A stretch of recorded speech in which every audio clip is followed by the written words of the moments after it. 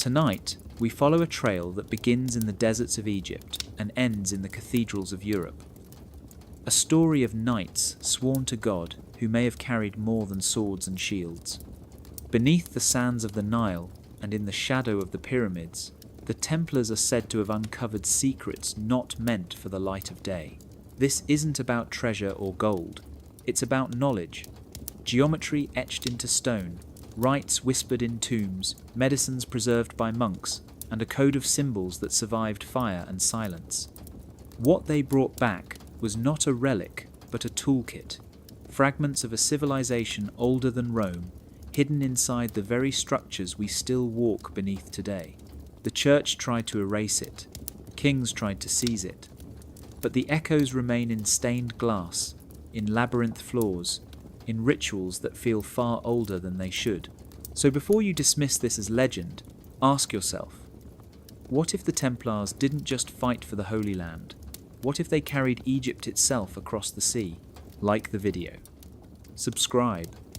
Because tonight, we step into the sand and uncover what should have been forgotten. Imagine a desert that whispers. Not with wind, not with sand, but with memory. Picture the endless dunes of Egypt, the pyramids cutting into the sky like frozen lightning, the Sphinx staring forward as if guarding something more than stone. Beneath this silence, beneath centuries of dust, lies a question that has haunted historians and dreamers alike. Did the Knights Templar uncover hidden knowledge buried in these sands, knowledge that changed the course of Europe forever? It sounds impossible at first. A band of medieval warriors dressed in white mantles with red crosses stumbling upon secrets as old as the pharaohs. But then again, history is built on impossibilities that somehow turned real. The Templars were no ordinary knights. Founded in the early 12th century, they were both monks and soldiers sworn to protect pilgrims on their way to Jerusalem. Yet their story twists into something stranger. For years they lived not in castles, but beneath the ruins of the Temple Mount itself. There, in the dark soil under ancient stones, they dug. No one knows exactly what they were searching for. Some say treasure, others say relics, but a growing number believe what they found was not gold at all. It was knowledge pointing them further south, toward the Nile. Egypt was not just a land of pyramids. It was the library of the ancient world, where geometry was worship, where stars were mapped with a precision modern science still marvels at, where temples were not just houses of gods, but machines of meaning built on sacred ratios. If the Templars tapped into even fragments of this legacy, it could explain why, within decades of their rise, Europe suddenly exploded with new architecture, new banking systems, new rituals wrapped in secrecy. Think about it. Gothic cathedrals appeared as if out of nowhere, their stained glass windows echoing the geometry of pyramids, their labyrinths spiraling like echoes of the Nile. Templar financial systems stretched across continents, coded and efficient, as if inspired by something older than feudal Europe. Their initiation rites whispered of rebirth and hidden wisdom, ideas that seem closer to Egyptian mystery schools than to the Bible alone. So the question deepens. Did these knights carry something more than swords back to Europe? Did they return with blueprints, texts, or whispered teachings once buried under the desert? And if so, who gave it to them? Were there scribes still guarding fragments of the Hermetic Code? Were there monks, merchants, or mystics in Cairo and Alexandria who saw in the Templars unlikely allies? Or did the order simply stumble upon sealed chambers, meant to remain hidden until the right moment? Every mystery has a price. The Templars rose high, becoming one of the most powerful organizations in Christendom, and then in a single day, a Friday in October of 1307, they were accused of heresy and wiped out. But was this because of money and power alone, or because of something more dangerous? A secret too old and too disruptive to survive in the open? That is the question in the sand, and it is only the beginning. The sun sinks slowly over the horizon, and the sky above Giza glows with colours that look almost unreal. Violet melting into gold, the kind of light that makes stone feel alive. The Great Pyramid casts a shadow across the sand, like the hand of a giant frozen in time. Beside it, the Sphinx sits silent, its face scarred but unyielding, watching as it has for thousands of years.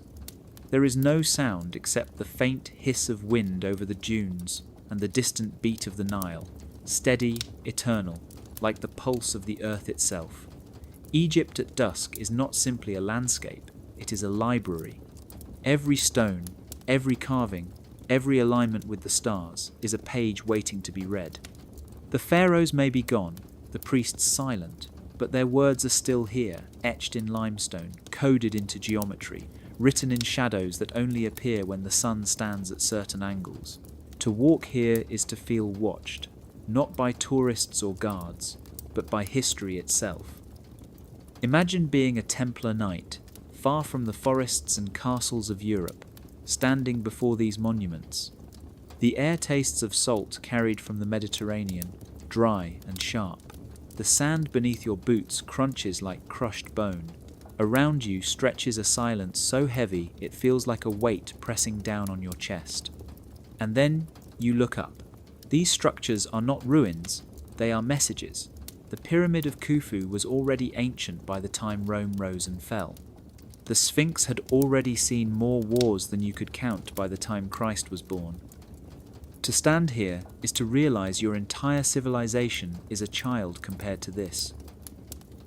Did the builders leave records, diagrams, perhaps even vaults holding the secrets of the stars? Some whisper of a hall of records, a chamber sealed in sand, a library that survived fire and flood. If the Templars came searching, this is where the trail would lead them. Not to cities filled with noise, but to deserts filled with silence. Because silence is where truth hides best. The desert protects what time tries to erase. Scrolls crumble in damp libraries, wooden temples rot, but stone, carved deep, aligned with the cosmos, endures. And in Egypt, that endurance is everywhere. The Nile is the spine, its waters flowing endlessly from south to north. Along its banks rise obelisks, temples, and tombs, each one part of a code, each one telling the same story in different tongues. Life, death, rebirth, spirit, matter, light. Knowledge not meant to fade, but to cycle, like the river itself. Salt, stone, and silence. This was the classroom of the ancients, and perhaps the Templars too became students here. When they returned to Europe, did they carry more than relics? Did they bring with them lessons carved into their memory, patterns of geometry and rhythm of stars? If Egypt was a library written in limestone, maybe they were its secret readers, and maybe they carried a few of its sentences home. The Knights Templar were born in Jerusalem in the early 12th century, sworn to protect pilgrims who travelled through dangerous lands to reach holy shrines. On the surface, their mission was simple, a blend of sword and prayer, soldiers who fought by day and knelt in prayer by night. But the Holy Land was more than a battlefield. It was a crossroads, where caravans from Arabia, Persia, and even distant India carried goods and ideas. To be stationed here was to stand at the centre of a map that stretched from the Mediterranean to the Red Sea, from the mountains of Anatolia to the deserts of Egypt. From the very beginning, the Templars were more than guards. They became diplomats, spies, and merchants because survival required it. They built fortresses on trade routes, negotiated with Muslim rulers, and managed fleets that carried supplies across the sea. The order grew wealthy not just from donations in Europe, but from their control of movement across borders. And where there is movement, there is knowledge. It is no stretch to imagine a knight or a scribe slipping into a caravan headed south toward the Nile, disguised as a pilgrim or travelling under a banner of safe passage.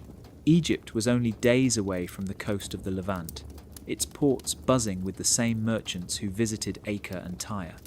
Alexandria, in particular, was a magnet for anyone chasing wisdom or profit, a city where Greek texts rubbed shoulders with Arabic commentaries, where Jewish scholars debated with Coptic priests. The Templars had every reason to go there, officially or not. Trade routes offered them cover. Pilgrimage trails gave them excuses. Even espionage missions for Christian kings or the Pope could have taken them into Egypt's heart. Once there, what would they have found? Not just relics, but a living culture, one that still carried whispers of the pharaohs in its language and rituals. Coptic monasteries preserved gospels not approved by Rome, texts that spoke of hidden sayings of Christ, or mysteries that sounded more Egyptian than Christian. The streets echoed with alchemists selling powders and glassmakers shaping vessels with techniques Europe had never seen. For men who had spent years digging under the Temple Mount, searching for something the rest of the world had forgotten, Egypt would have been irresistible. To move from Jerusalem to the Nile was not a leap of faith, but a natural step on a journey of seekers. The Holy Land was the starting point, the place that gave them their name and their cause. But Egypt, with its libraries etched in stone and its secrets buried under sand, may have been the destination they never admitted. When the Templars returned to Europe and began building cathedrals that rose like mountains of light, it is hard not to wonder if their designs carried echoes of what they had seen along the Nile. Perhaps the path from Jerusalem to Egypt was not about conquest at all, but about connection, a secret corridor of knowledge hidden behind the story everyone else believed. In the age of the Crusades, the Holy Land was a patchwork of shifting alliances. Enemies could become partners overnight if it meant securing a trade route or protecting a border. The Knights Templar, despite their reputation as fierce warriors of Christ, were also skilled negotiators. They had to be. Survival in foreign lands depended on more than swords. It depended on paper, on seals pressed into wax, on letters that allowed a knight to pass unharmed through enemy gates. These were the letters of safe passage, fragile agreements that carried the weight of life and death. Historical fragments suggest that the Templars, like merchants and pilgrims, sometimes received such permissions from the rulers of Egypt. The Ayyubid dynasty, descendants of the famous Saladin, often preferred treaties over endless battles. They valued stability, especially in trade. Granting access to a European order that controlled fleets and fortresses could be useful, even profitable. Later, under the Mamluks, similar patterns continued. A Templar knight with the right letter could move quietly through guarded checkpoints, sail along the Nile, or visit towns normally closed to foreigners. What would such access mean? Beyond trade and diplomacy, it opened doors to knowledge. Egypt's temples were not simply ruins to the people who lived near them. Many still carried a sense of awe. Local guides whispered stories of hidden chambers. Monks and scholars held manuscripts in Coptic, Greek, and Arabic that blended scripture with older myths. With safe passage, the Templars could do more than look. They could enter. They could examine the inscriptions on pylons, walk through corridors of abandoned sanctuaries, and perhaps even pay locals to dig where others feared to touch. Imagine a white-mantled knight standing in the shadow of Luxor's columns, guided not by sword, but by parchment stamped with a sultan's seal. The silence of the desert would make the deal feel almost sacred. A Christian order walking under Muslim protection into the temples of pagan kings, three worlds colliding in a single step. These agreements were never meant to be permanent. Truces shifted, rulers died, wars erupted again. Yet in the windows of peace, knowledge flowed like water through cracks in stone. A codex copied here, a relic examined there, a rumour carried back to Jerusalem. Over time, these fragments could build into something larger, a mosaic of insight that Europe would later claim as its own. Letters of safe passage were more than diplomatic conveniences. They were keys to archives, hidden in monasteries, to markets where alchemical powders were sold, to libraries where scrolls survived long after they were thought lost. Keys to temples, where the echoes of the pharaohs still lingered in the hieroglyphs. Without these keys, the Templars might have remained simple warriors. With them, they became travelers of ideas, seekers in a world where every agreement scratched in ink might open a gate into the ancient past. Beneath the crowded courtyards of Jerusalem lies a mystery as deep as stone itself. When the Knights Templar first arrived in the city in the early 12th century, they were given quarters on the Temple Mount. To most, this was simply a ruined plateau, the remnants of Solomon's temple, according to tradition. But for the Templars, it became something more. They began to dig. For nearly a decade, little is recorded about their public activity. While other crusaders fought battles or built castles, the Templars burrowed under the sacred mount in silence. What were they searching for? Chronicles speak of hidden tunnels, of chambers that had been sealed since the Roman destruction centuries earlier. The idea of treasure is the simplest answer, yet the absence of gold in their records leaves another possibility: knowledge. Ancient scrolls, maps, instruments, or relics connected not just to Israel's past, but to a deeper layer of civilization.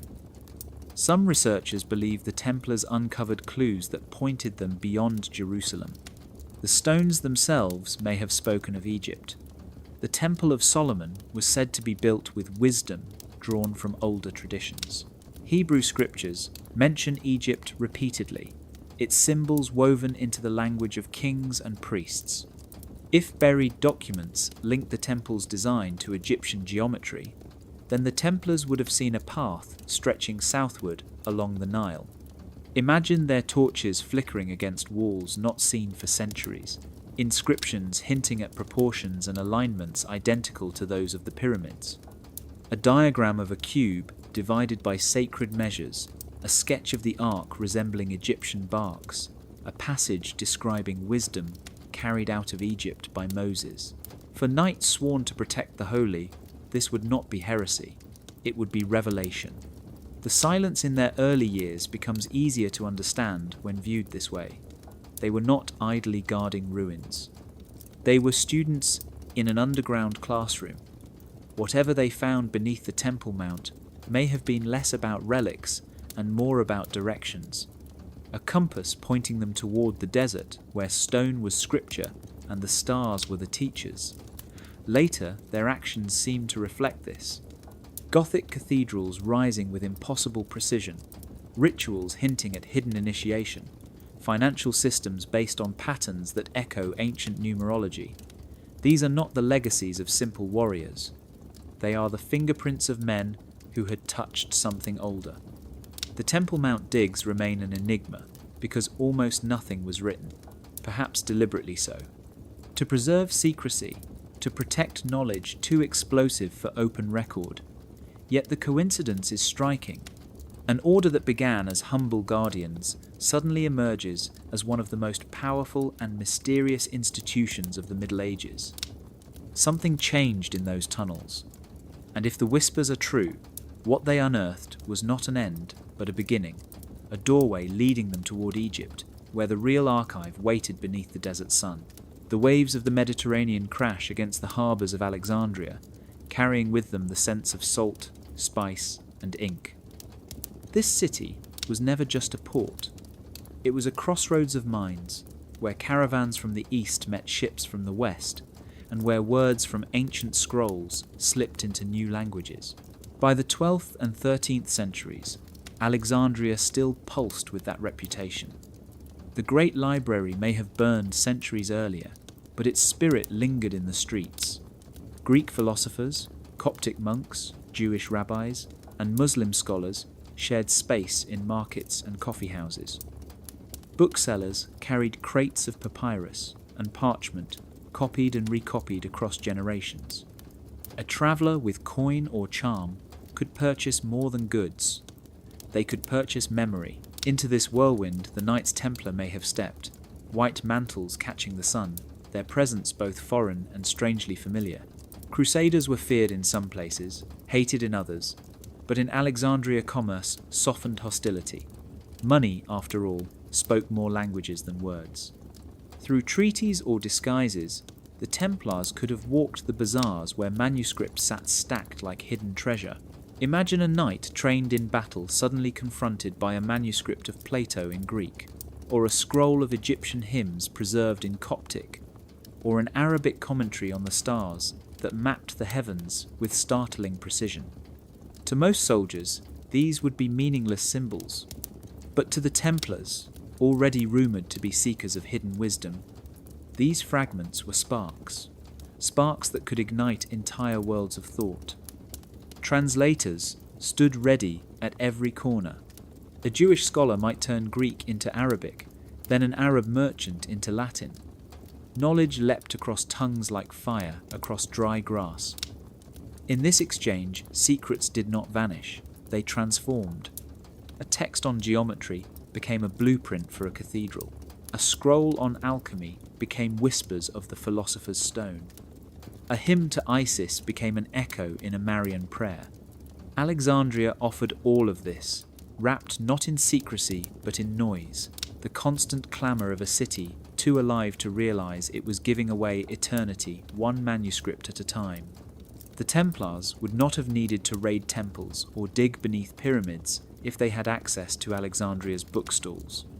Here, memory survived not in gold coffers, but in ink lines that carried the voices of Pythagoras, Hermes Trismegistus, Galen, and countless unnamed scribes who believed writing itself was a kind of immortality. In these crowded streets, a Templar might have learned that Egypt was not simply a land of sand and stone, but a vault of thought, a living archive where anyone brave enough to listen could still hear the whispers of the ancients. And so Alexandria becomes more than a city on a map. It becomes a gate where Europe and Egypt touched hands through books, and where the Templars perhaps first glimpsed that the wisdom they sought was not lost, only waiting to be claimed. Far from the noise of Alexandria's harbour, the desert stretches wide and empty. Scattered within it stand monasteries built of sun-baked stone, their walls weathered but still strong. These were not just places of prayer, they were vaults of memory. The Coptic monks who lived here carried with them a lineage that tied back to the earliest Christians of Egypt, men and women who spoke the language of the pharaohs, even as they prayed in the name of Christ. Inside these monasteries, time seemed to stop. Flickering oil lamps lit cramped rooms where scribes bent over parchment, copying and preserving texts that few outside would ever see. These were not only the Gospels familiar to Rome, but apocryphal writings, secret acts and sayings of apostles, visions and commentaries that painted a far stranger picture of early faith. Some of these texts spoke of hidden teachings given in private, words meant for initiates. Others blended the language of Christ with the imagery of Isis and Osiris, echoes of resurrection that felt older than Christianity itself. To the monks, these were treasures. To the Templars, they might have been revelations.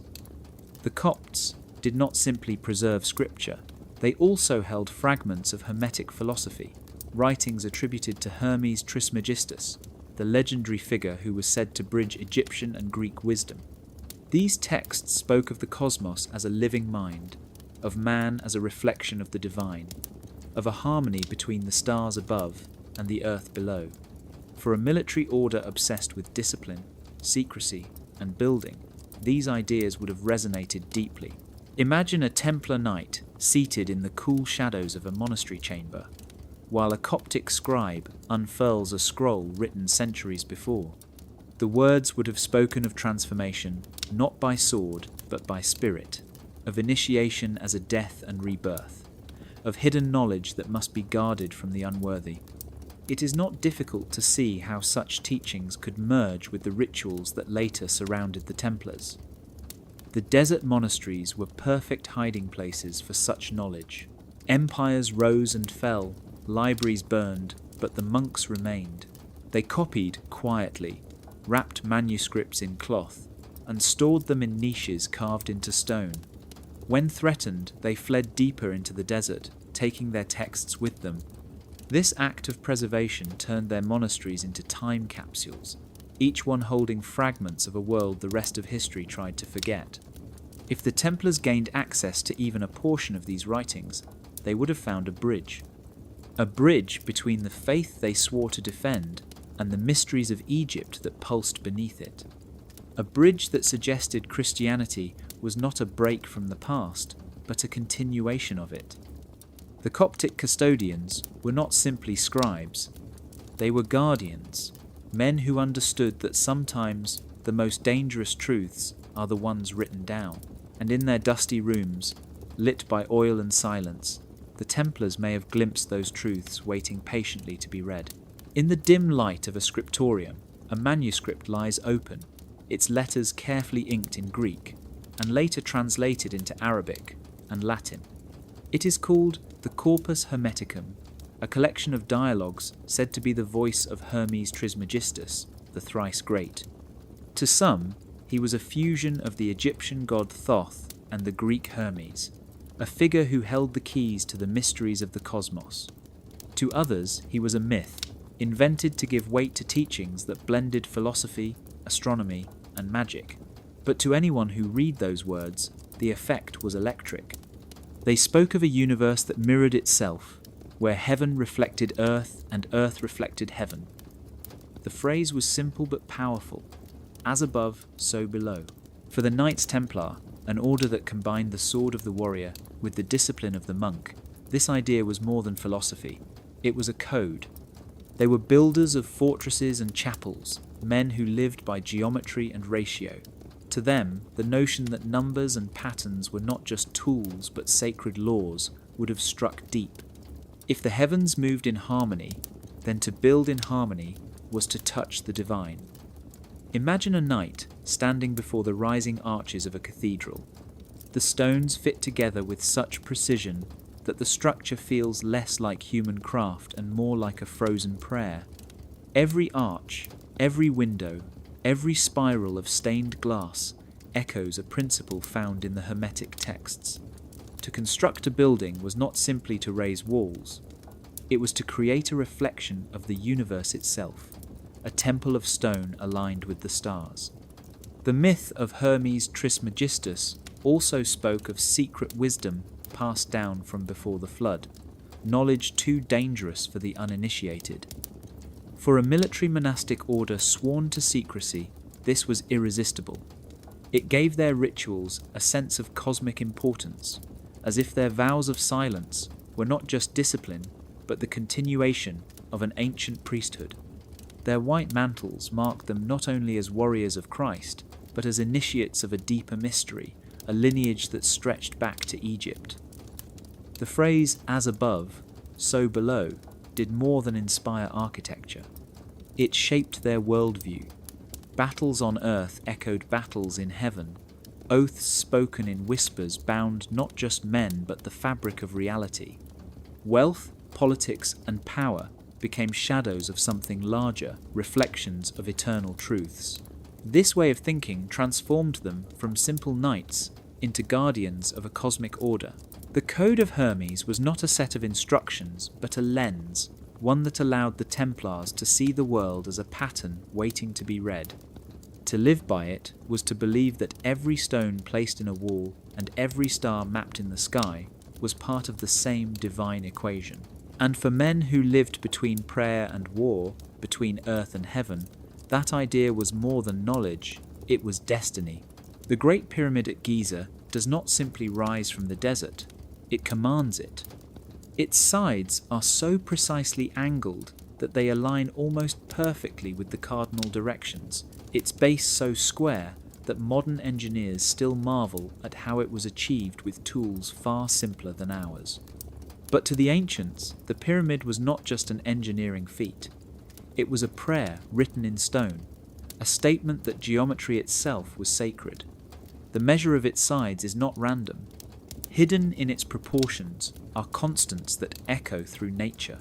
The ratio of pi, the golden mean, numbers that reappear in seashells, galaxies, and the human body. To measure the pyramid is to measure creation itself. The ancient builders spoke in cubits, a unit tied to the human body, the length from elbow to fingertip. When multiplied across stone blocks that weigh tons, the human becomes the divine, the body stretched until it mirrors the cosmos. The height of the Great Pyramid, multiplied by 1,000, reveals a near-perfect measure of the distance from Earth to Sun. Its perimeter mirrors the length of a solar year. The pyramid is not a tomb, it is a clock, a compass, a temple of time itself. For the Knights Templar, this would have been overwhelming. As warriors, they lived by order, drills, and discipline. As monks, they prayed to a god of harmony. Here in the desert, they would have found both in stone. Geometry was not just math, it was theology. To build a fortress or a cathedral was to reenact the pyramid on a smaller scale. Stones placed with precision became more than walls. They became echoes of the cosmos. Stellar alignments only deepen the mystery. The Great Pyramid is oriented to the belt of Orion, the constellation tied to Osiris, the god of rebirth. Its shafts point towards stars that marked resurrection in Egyptian belief. Each stone was a verse in a cosmic hymn. To stand at Giza is to feel that hymn vibrate through your bones. Imagine a Templar knight gazing at this monument as the sun sets.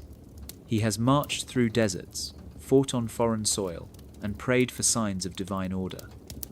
Now before him stands the greatest sign of all, a mountain shaped by human hands that touches eternity. It would be impossible not to carry that vision back to Europe. Soon cathedrals began to rise, with the same principles. Their spires reached toward heaven, their windows traced sacred ratios, their labyrinths echoed cosmic patterns. The builders may not have admitted it, but they were continuing the same tradition. Giza was their blueprint.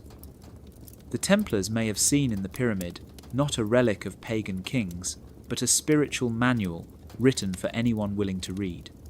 In its silence, they found a truth beyond creed, that the universe is built on numbers, and that to live in harmony with those numbers is to live close to the divine. Geometry as theology, carved forever in stone. The Sphinx stares east with eyes that have seen more than 4,000 years of sunrises. Carved from a single block of limestone, it crouches like a guardian, half lion, half man, its expression unreadable. To most it is only a monument, a symbol of ancient Egypt's power, but to others it hides something deeper, a vault buried beneath its pores, a chamber said to hold the lost history of the world. This is the legend of the Hall of Records. Stories of hidden chambers stretch back to antiquity. Greek travellers whispered of secret tunnels under the Sphinx, leading to archives left by priests of old. Later, Arab chroniclers spoke of passages filled with treasures sealed before the Great Flood. By the Middle Ages, these tales grew louder. Crusaders returning from the east brought rumours of labyrinths beneath the sands.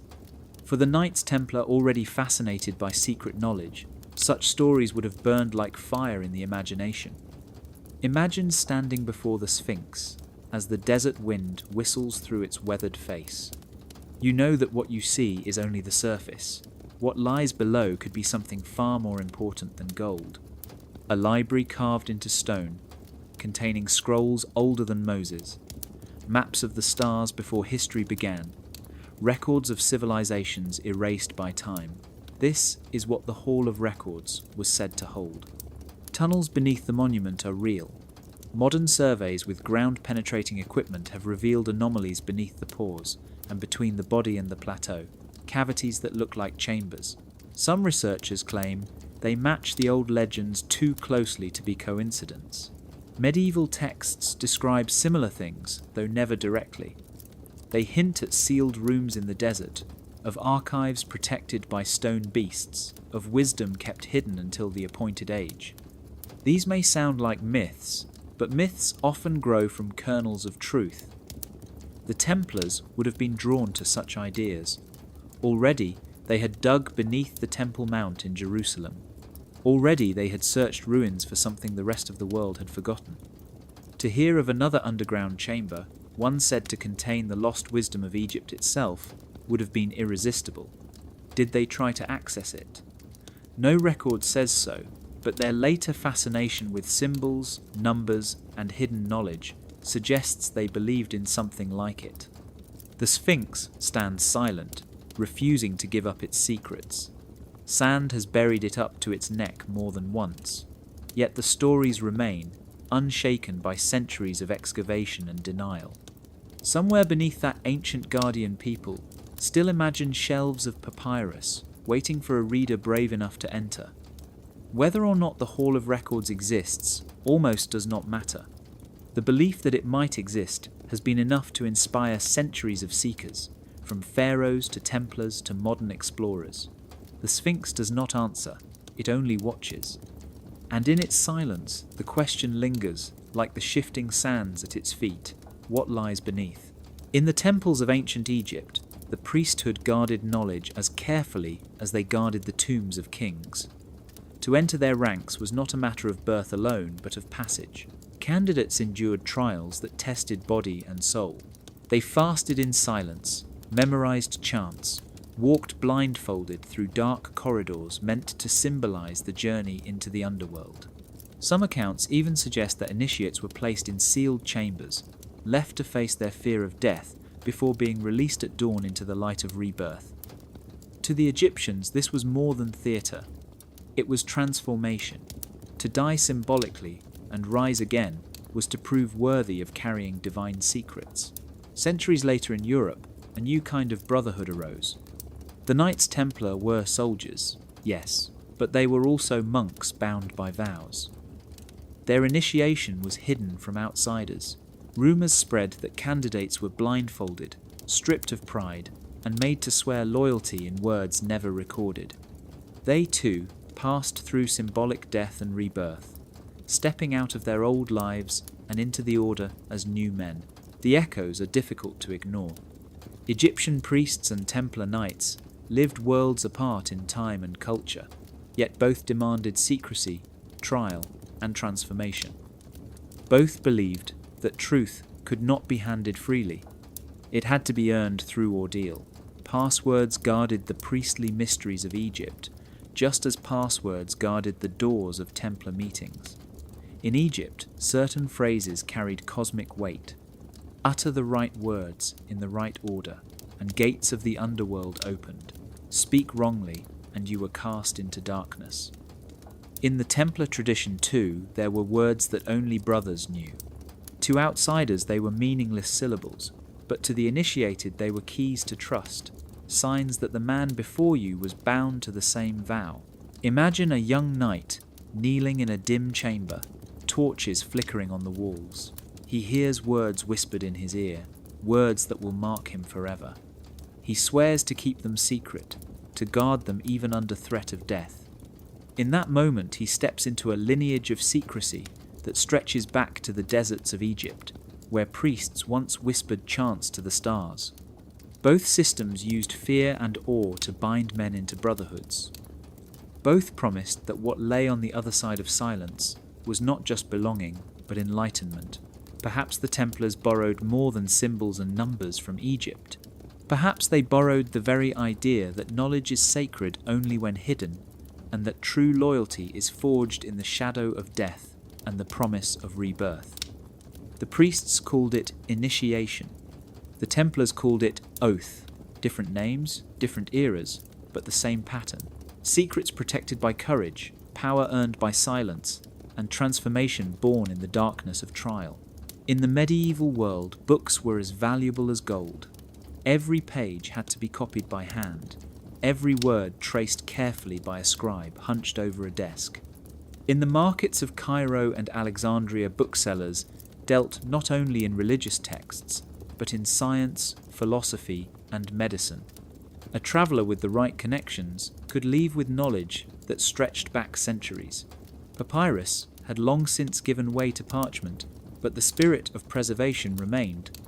Shelves held Arabic translations of Plato and Aristotle, works that had vanished from Europe after the fall of Rome. Here they were alive, studied by Muslim scholars, commented on, expanded, and reimagined.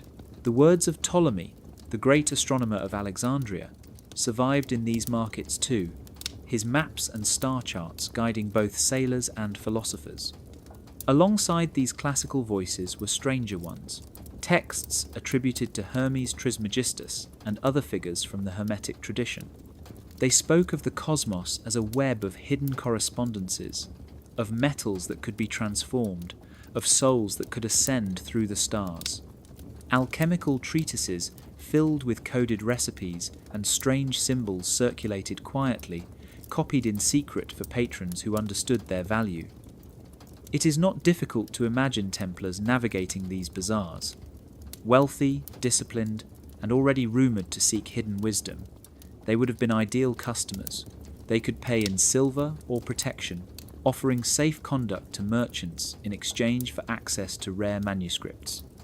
A knight in white might not have understood Greek or Arabic, but the order employed clerks, translators, and allies who could unlock the words.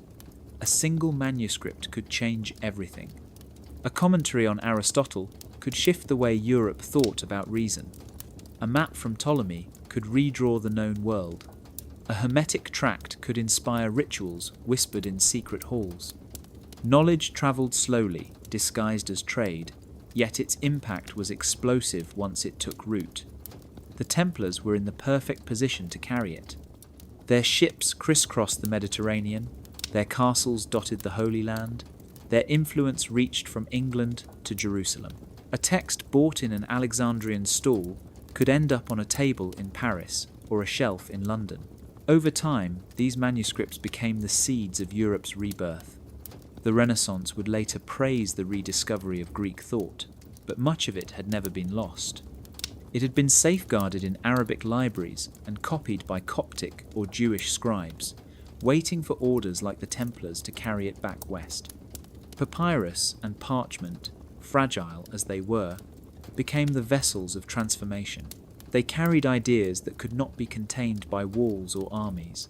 They bridged the ancient and the medieval, the Egyptian and the European, the pagan and the Christian.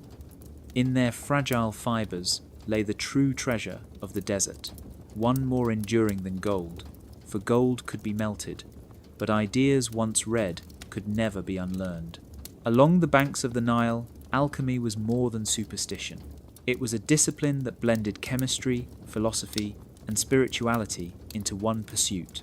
In the 3rd century, a man named Zosimos of Panopolis wrote about furnaces, distillations, and the transformation of metals. But beneath his technical language was something deeper. He believed matter itself could be purified just as the soul could be transformed. To melt lead into gold was only the outer reflection of an inner process. Centuries later, his writings survived in fragments, carried through Coptic monasteries and Arabic translations, waiting for new readers. In the 8th century, another figure, Jabir ibn Hayyan, expanded this tradition. Known in Latin as Geber, he recorded experiments with acids, minerals, and dyes, laying foundations that would later fuel real chemistry. Yet like Zosimos, he spoke in riddles, weaving his recipes with mystical symbolism. To change metal was to change the self. To distill essence was to capture a spark of the divine. Egypt and the Islamic world treated alchemy as a secret art of transformation that linked heaven and earth. By the time the Templars set foot in the region, this lineage was alive. Manuscripts of Jabir's works circulated in Cairo. Stories of ancient alchemists lingered in Alexandria. Travellers carried recipes for elixirs alongside prayer beads and spices. To the average crusader, such texts meant little. But to the Templars, already tied to whispers of hidden wisdom, alchemy must have been irresistible. Imagine a knight in white mantle, watching an Egyptian alchemist heat powders in a furnace. The air fills with sharp smells, the metal glows red, and the master explains that this is not just fire, it is a mirror of the stars. The knight hears words that echo his own vows of purification and discipline. He realizes that alchemy is more than craft. It is a way of seeing the world. If the Templars carried these ideas back to Europe, they may have repackaged them in familiar language. The transformation of base metal into gold became the transformation of the soul from sinner to saint. The elixir of life became the grace of God, yet the symbols remained, hidden in stained glass, etched into cathedrals, woven into their secret rituals. Centuries later, European alchemists, such as Albertus Magnus and Roger Bacon, would cite Arabic sources, not realizing how much of it had roots in Egypt. The spark of Zosimos and Jabir had traveled silently across time, carried by parchment and by memory. Alchemy on the Nile was never only about wealth. It was about power, spiritual and intellectual, the belief that matter itself could be shaped into something higher. For the Templars, this would have resonated perfectly. They were men caught between war and worship, between earth and heaven. To them, the furnace and the crucible may have looked like another altar, and in that fire, they might have seen not just gold, but destiny itself, glowing quietly in the flames. On a clear desert night, the sky above Egypt becomes a ceiling of fire. Stars glitter so brightly they look close enough to touch. For the ancients, this was not decoration, it was memory. The heavens were an archive, a library written in light. The Egyptians learned to track the movement of stars with stunning accuracy.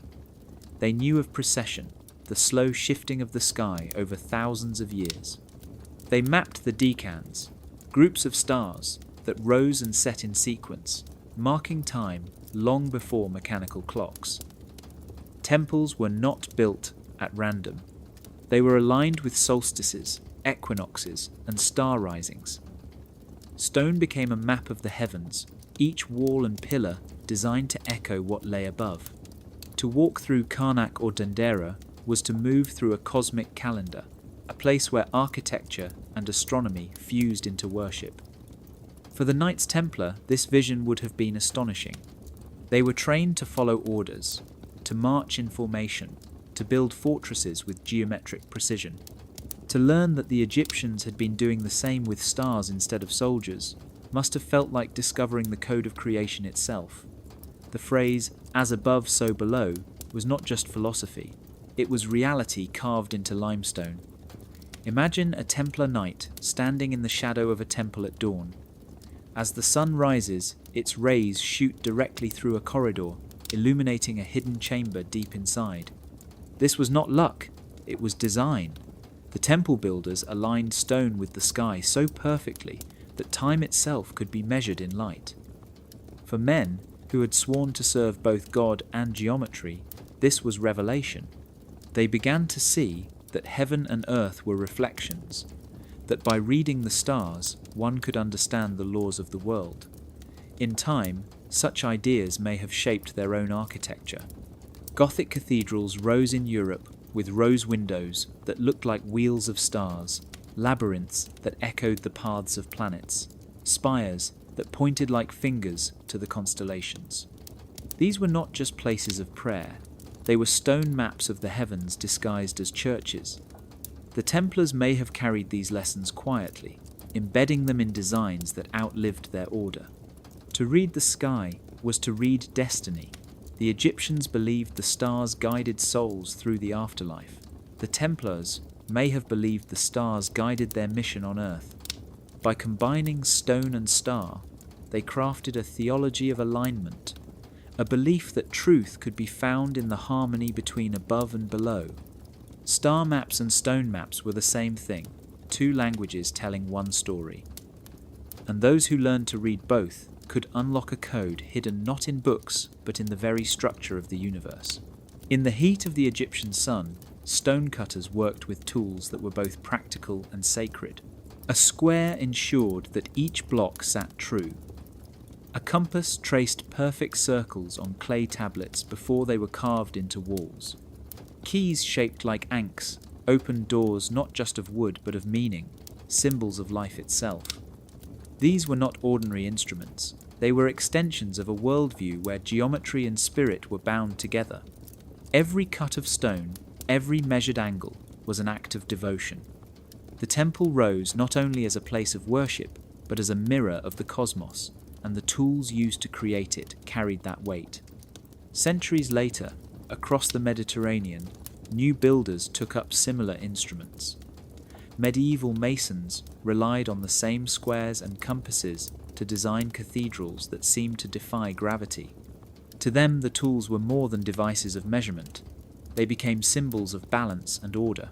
In guilds and lodges, they were displayed proudly, reminders that building was not just craft, but calling. For the Knights Templar, these connections would not have been invisible.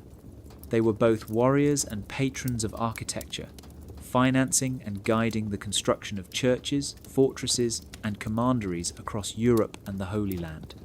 They walked through temples in Egypt, where walls still bore the marks of ancient tools, and then they carried the same shapes back into their own projects.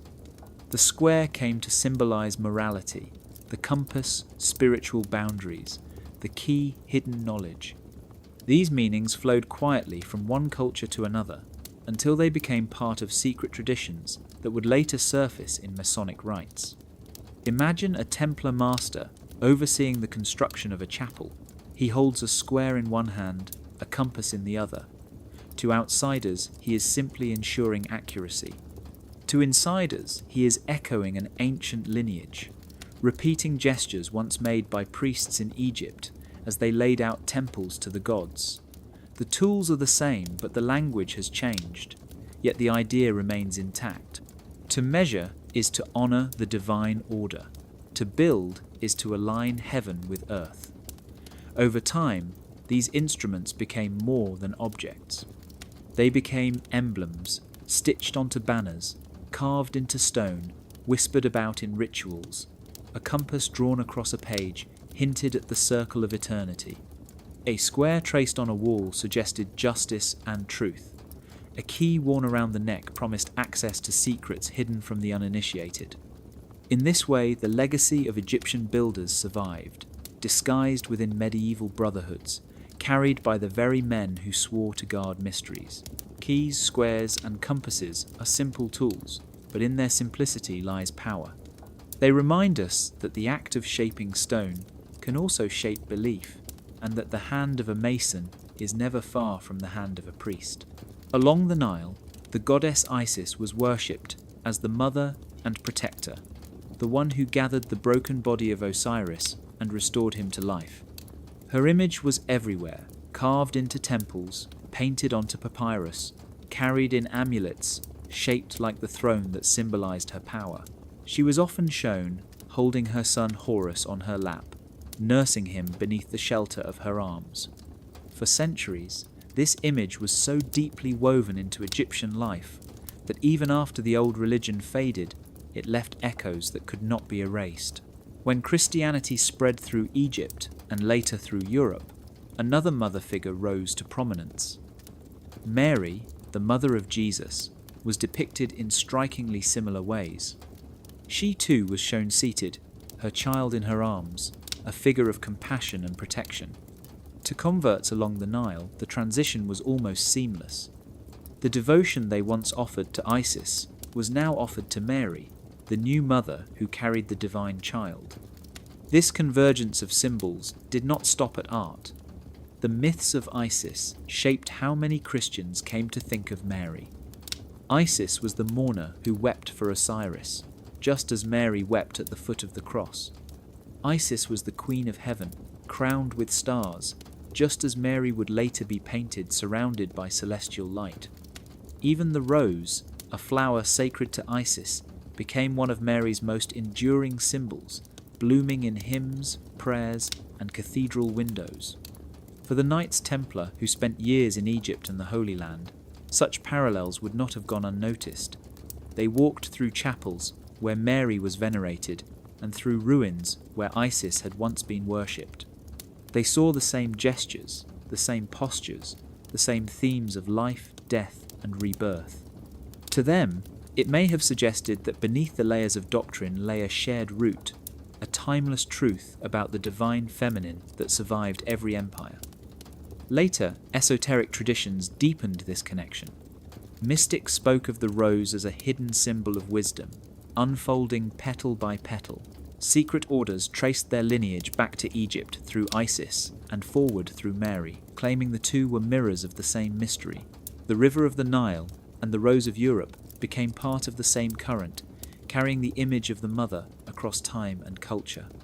Imagine a Templar knight kneeling in prayer before an icon of Mary, the candlelight flickering across her face.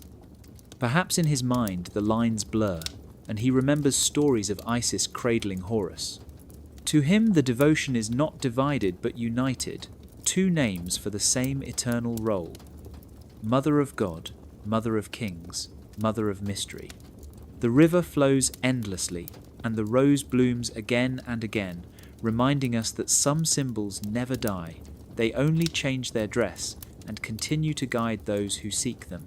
In the ancient temples of Egypt, initiates were not admitted lightly.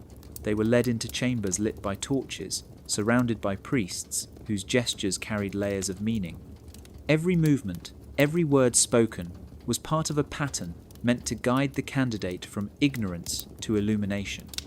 They were taught that posture could shape the soul, that standing in a certain way opened one to divine influence. That words were more than sounds, they were forces, vibrations that could unlock doors unseen. To pass through initiation was to die to one life and rise into another, clothed in the symbols of secrecy and belonging. Centuries later in Europe, a very different kind of order adopted similar practices. The Knights Templar were warriors sworn to poverty, chastity, and obedience. Yet their entry into the brotherhood was surrounded by ritual. A candidate would kneel, stripped of weapons, and swear oaths that bound him more strongly than any chain. He was given a white mantle marked with the Red Cross, a garment that transformed him from a man into a symbol. Rumours spread that the ceremonies included strange gestures, whispered words, and trials meant to test loyalty. Outsiders called it heresy, insiders called it obedience. The parallels to Egypt's mystery schools are striking. Both demanded silence about what occurred within, both treated gesture as sacred, both used posture and word as conduits of power. The Egyptian initiate might be taught to stand facing east at dawn, hands raised in invocation. The Templar initiate might be taught to kneel in darkness, arms crossed in humility, awaiting the moment the mantle descended upon his shoulders. Different forms, yet both used the body as a vessel to carry meaning deeper than speech. Imagine a Templar knight standing among his brothers, the hall dimly lit, his breath slow and heavy, as the master speaks the words of admission. The knight responds not with questions, but with gestures, hand to heart, head bowed, silence sealed by vow. He may not know it, but his posture echoes ancient patterns that stretched back to the temples of Karnak and Luxor, where initiates once lifted their arms in the same rhythm of obedience and surrender. The power lay not in the gestures themselves, but in the shared belief that they mattered. To raise a hand or kneel in the right way was to declare oneself part of a lineage, visible to the brothers present but invisible to the world outside. The mantle, like the white robes of Egyptian novices, signalled rebirth. The whispered words, like the chants of the priests, sealed the transformation. It is easy to dismiss such rituals as theatre, but to those inside they were doors. Doors that led from one identity into another. Doors that turned men into vessels of hidden purpose. The Templars did not invent the idea. They inherited it, whether consciously or unconsciously, from cultures that knew the body could be a prayer and the voice a weapon. In white mantles they walked, initiates not only of Christendom, but of a mystery older than memory. In the deserts of Egypt, silence is not empty, it is protective. While cities rise and fall and libraries collapse in fire, the sands keep their secrets. Scrolls hidden in caves or sealed in clay jars can survive for centuries, untouched by damp or decay. The desert becomes an archive, vast and accidental, preserving what empires tried to destroy. The most famous examples came much later with the Dead Sea Scrolls in Judea and the Nag Hammadi texts in Upper Egypt, but the principle is older still. When persecution threatened, scribes fled with their manuscripts into the wilderness, burying them where only the patient desert would stand guard. Oases became more than watering holes. They were sanctuaries where traders, monks, and seekers could pause and hide treasures of ink and papyrus. A palm grove with a freshwater spring could also shelter a chest of texts wrapped in cloth, waiting for the day someone returned to claim them. For the Knights Templar, who learned to think like guardians, this practice must have resonated deeply. They too valued secrecy, understood the power of hiding knowledge where only the loyal could find it. To them, the desert may have seemed less like a barren wasteland and more like a library disguised as emptiness. Imagine a group of monks carrying scrolls as the sun sets behind the dunes. They lower the manuscripts into a pit, cover them with sand, and mark the spot with a simple stone that to any passerby looks ordinary. Centuries later, a knight hears rumours of hidden writings, treasures not of gold but of words buried in silence. He follows the clues to a cave blackened with soot or a ruin at the edge of an oasis, and there he finds fragments of memory waiting. What he reads might not be entire books, but pieces. A hymn to Isis, a page of Hermetic teaching, a gospel that never made it into Rome's canon. Small fragments, yet each one powerful enough to reshape how he understands the world.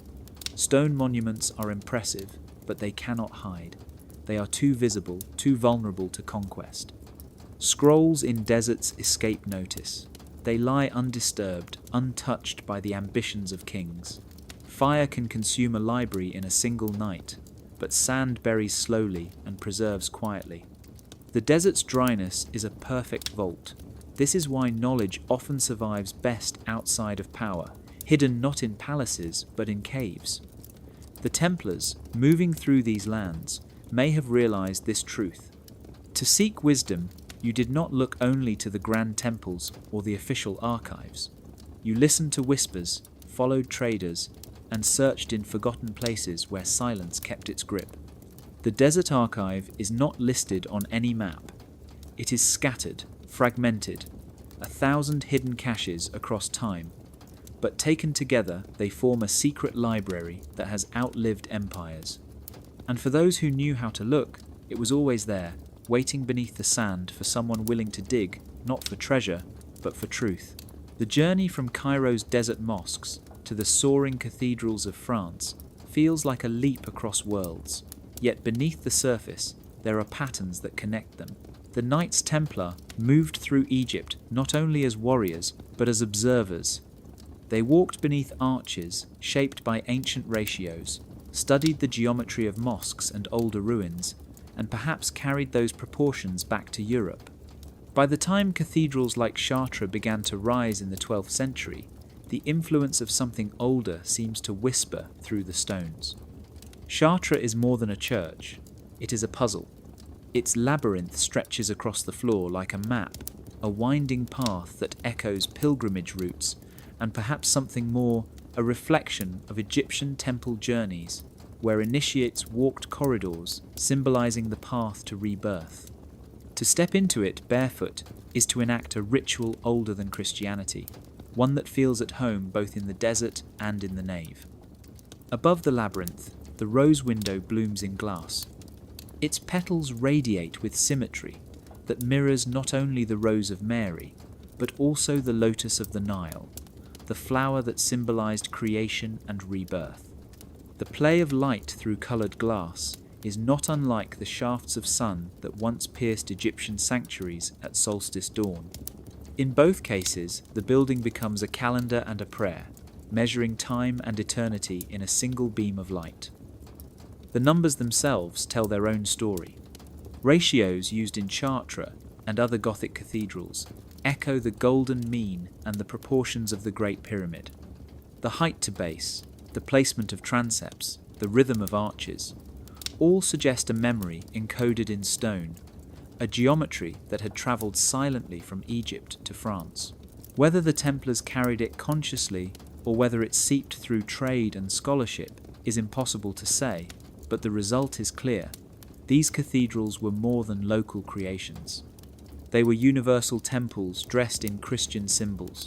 Imagine a Templar knight standing in Chartres at dusk, the rose window glowing with the last light of day. Perhaps he remembers the pyramids of Giza, their angles catching the same sun. He sees the labyrinth beneath his feet and recalls desert paths winding toward hidden shrines. He hears the choir's chant and imagines it echoing against the columns of Luxor.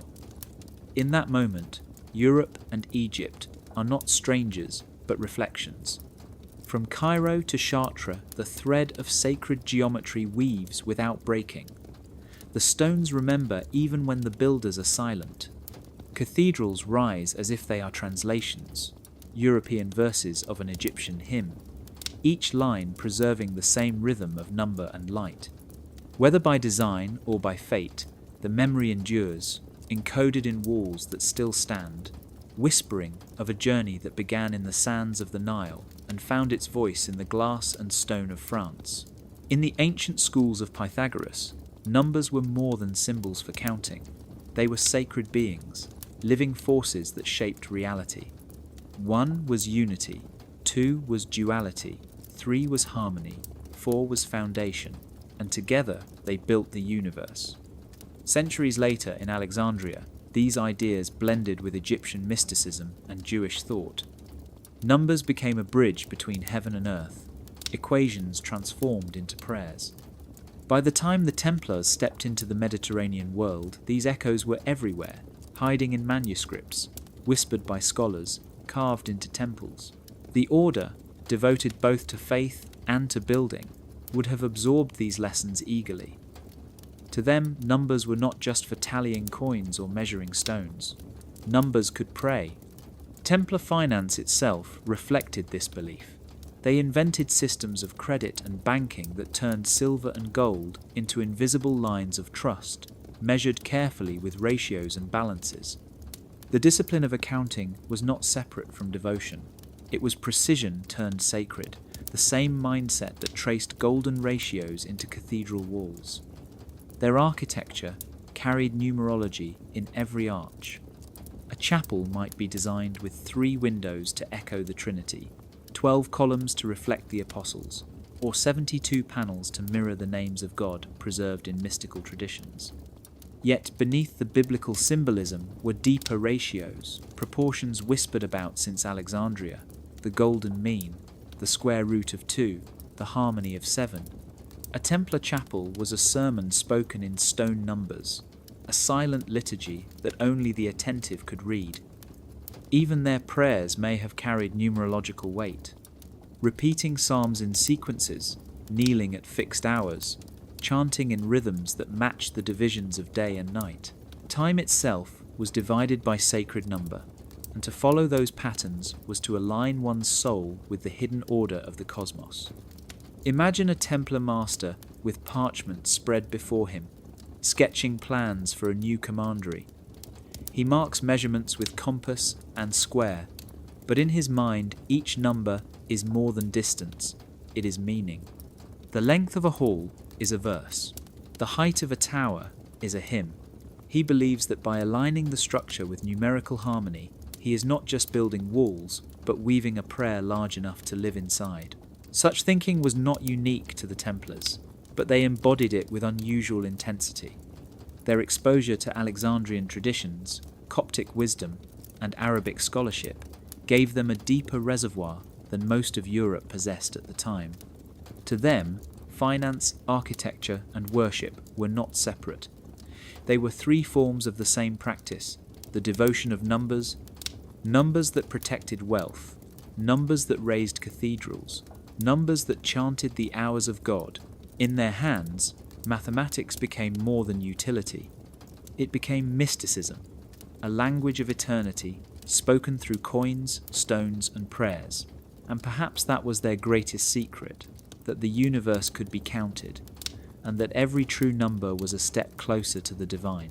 In the ancient deserts, stones fell from the sky. Meteors blazing across the heavens crashed into the earth, leaving fragments of black iron scattered like gifts from the gods. To early peoples, these were not ordinary rocks. They were messages from above, pieces of the sky hardened into matter. Egyptians hammered meteoritic iron into beads and blades long before they mastered smelting. The material carried power simply because it came from beyond. It was not forged in the fire of man, but in the furnace of the stars. To hold it was to touch the heavens. Alongside this reverence for celestial stone ran another tradition, the cult of the sun. The Egyptians worshipped Ra, the solar lord who sailed the sky by day and the underworld by night. Temples were built to catch the first rays of dawn, their corridors glowing with light at specific times of year. Pigments ground from rare minerals, some deep black, were used to paint the walls of these sanctuaries. Black was not the colour of death, but of fertility and rebirth, the rich soil of the Nile after the flood. It carried the promise that darkness was not an end, but a beginning. This blend of solar worship and material mysticism did not vanish when the old temples fell. It travelled. Fragments of meteoric iron were prized across cultures, turning into talismans and relics. Black stones became sacred objects, guarded in shrines, kissed and anointed by pilgrims. The symbolism of the sun, as both destroyer and giver of life, moved west, reshaping itself in each new faith it touched. By the time of the Templars, these currents had already seeped into Europe. Crusaders heard of black stones venerated in the East, sacred not for their shape but for their origin. They saw solar motifs in Egyptian ruins and Coptic churches, rays fanning out from halos just as they once fanned from Ra's crown. And within their own hidden circles, new symbols emerged, the most mysterious of all being the black sun. It was a wheel of shadowed rays, a paradoxical image of light born from darkness. Later, secret societies would embrace it, twisting its meaning, but its roots may stretch back to these ancient encounters with stone and sun along the Nile. Imagine a Templar knight holding a shard of meteoritic iron in his gauntleted hand. To him, it is more than metal. It is a relic of the sky, a reminder that the heavens can fall to earth. He walks into a chapel where the floor is marked with circles and rays, the geometry of the sun encoded in stone. He kneels, not knowing whether he is praying to Christ alone or to something older hidden beneath the symbols. The black stone and the black sun are not separate. They are two faces of the same mystery, matter and light, darkness and radiance, eternity breaking into the world through objects and signs. They whisper that the divine is not distant, but embedded in the very fabric of earth and sky. And for those who learned to listen, that whisper was louder than any sermon. In the Hebrew scriptures, the Ark of the Covenant was no ordinary chest. It was built to precise measurements given to Moses on the mountain, lined with gold inside and out, carried on poles so no hand would touch it directly. Inside were the tablets of the law, a jar of manna, and the rod of Aaron that had budded with life. But beyond its contents, the Ark was power itself.